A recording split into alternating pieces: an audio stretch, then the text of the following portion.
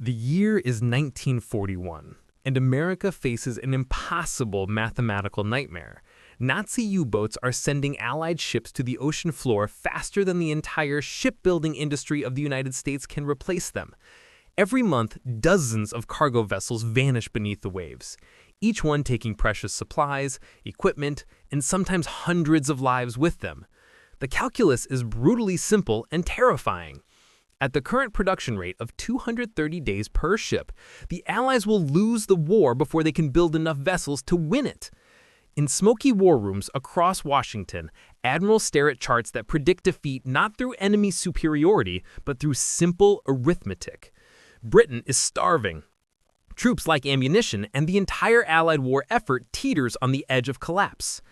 Then, impossibly, everything changes because of one man who wasn't even supposed to be there. Henry J. Kaiser wasn't a shipbuilder.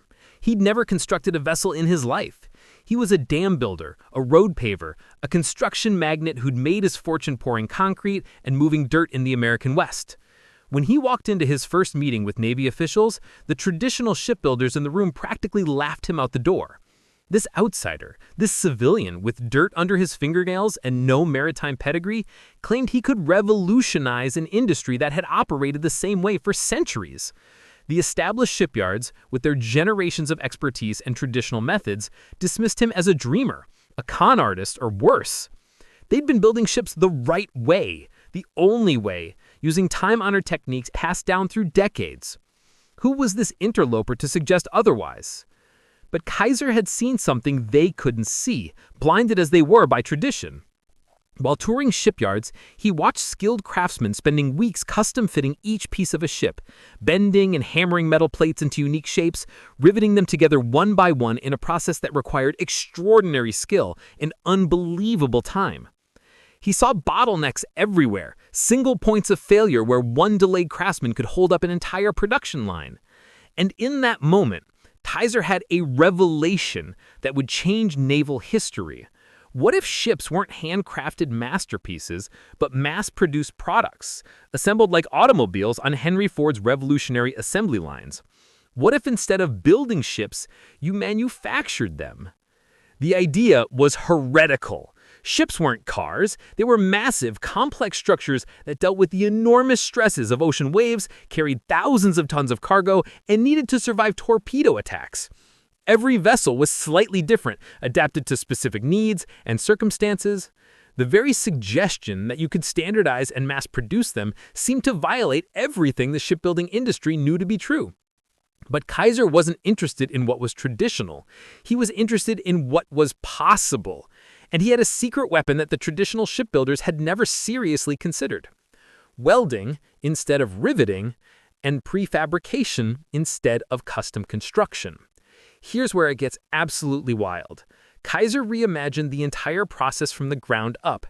Instead of building a ship from the keel up in one location, he proposed constructing it in sections, massive prefabricated modules built simultaneously in different areas, then assembled like enormous Lego blocks. Workers who'd never seen a ship before, housewives and farmers and kids fresh out of high school, could be trained in days to weld specific sections, to bolt together particular assemblies, to paint designated areas. The skill wasn't concentrated in individual master craftsmen anymore. It was distributed across an army of semi-skilled workers, each doing one job efficiently and repeatedly. Traditional shipbuilders called it impossible. They said the welds would fail, the sections wouldn't fit, the ships would break apart in rough seas. Kaiser called their bluff and proved them catastrophically wrong. The first Liberty ship, the SS Patrick Henry, slid down the ways after just 244 days of preparation. Good, but not revolutionary. Then Kaiser's system hit its stride, and the numbers became absolutely insane. Ships that should have taken 230 days were launching in 60 days, then 30 days, then 2 weeks, and then Kaiser and his workers did something that still seems impossible even knowing it happened. They built the SS Robert E. Peary, a complete 10,000-ton cargo ship, in 4 days, 15 hours, and 29 minutes from the moment the keel was laid to the moment it launched. 4 days, an entire ocean-going vessel capable of carrying 10,000 tons of cargo across the Atlantic, constructed in less time than most people take to complete a work week. The impact was staggering beyond comprehension. By 1943, Kaiser's shipyards were launching a new Liberty ship on average every single day. Not finishing them, launching them complete and ready for sea.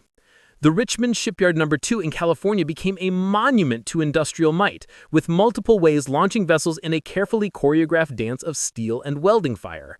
Workers operated in round-the-clock shifts, and the shipyards glowed like small cities through the night, sparks flying from thousands of welding torches as America quite literally outproduced the German U-boat fleet's ability to sink vessels.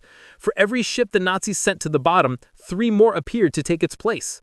The mathematics of despair reversed into an equation of inevitable victory. The psychological impact on both sides was immense. German U-boat commanders, initially celebrating their tonnage tallies, began to realize with creeping horror that it didn't matter how many ships they sunk. The Americans were building them faster than the Kriegsmarine could torpedo them.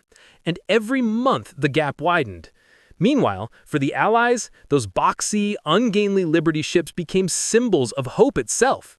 They weren't beautiful, they weren't fast, but they were there. An endless steel river of supply carrying everything from tanks to grain, from ammunition to Christmas packages for soldiers overseas. By the war's end, Kaiser's methods had produced 2,710 Liberty ships, more tonnage than the entire Japanese merchant marine, and they'd done it not through centuries of maritime tradition, but through the audacious vision of one civilian who refused to accept that impossible meant anything at all.